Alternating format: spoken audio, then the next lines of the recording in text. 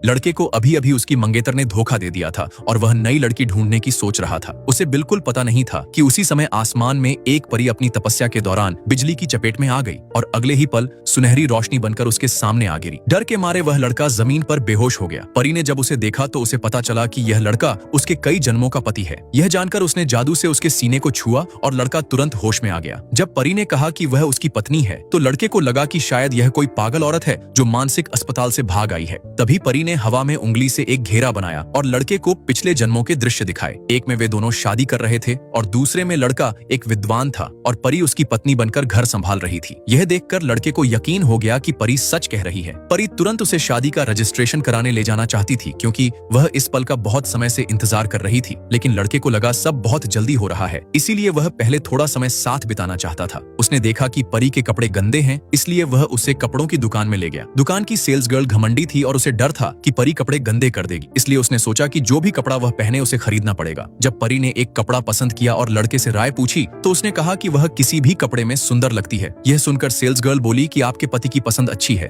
पति शब्द सुनकर परी हैरान हो गई और पूछने लगी कि पति क्या होता है, क्या यह स्वामी जैसा है? लड़का शर्माने लगा। तभी उसकी धोखेबाज मंगेतर एक अमीर लड़के के साथ आ गई और उसका मजाक उड़ाने लगी कि एक गरीब आदमी यहाँ कपड़े नहीं खरीद सकता। लड़के ने सोचा कपड़ा सस्ता होगा, लेकिन जब कीमत 19,000 रुपए देखी और मोबाइल में सिर्फ 9.9 रुपए पाए तो वह शर्मिंदा हो गया। मंगेतर और अमीर लड़का उसका मजाक उड़ाने लगे। तभी परी ने अपने हाथ से सोने का टुकड़ा निकालकर उसे पास की दुकान में बेचने को कहा। लड़का जब लौटा तो उसे 4 लाख रुपए मिल चुके थे, इसलिए उसने कपड़े खरीद लिए। यह देखकर उसकी मंगेतर को यकीन नहीं हुआ और उसे लगा वह नकली शादी करके शहर में चल रहे 8,000 रुपए के इनाम को जीतना चाहता है। लड़का परी को अपने किराए के घर ले गया ताकि वह नहा ले। नहाने के बाद वह इतनी सुंदर लगी कि लड़का हैरान रह गया। फिर जल्दी में निकलने की बात हुई तो परी ने उसका हाथ पकड़ा और अगले ही पल उसे लेकर आसमान में उड़ गई। हजारों मीटर ऊपर उड़ने का रोमांच लड़के को बहुत पसंद आया, लेकिन जमीन पर उतरते ही परी की ताकत खत्म हो गई और वह उसकी बाहों में बेहोश होकर सो गई। इसलिए लड़का उसे होटल में आराम करने के लिए छोड़कर माता पिता के पास गया ताकि शादी का प्रमाण पत्र बनवा सके और इनाम की लाइन में लग सके।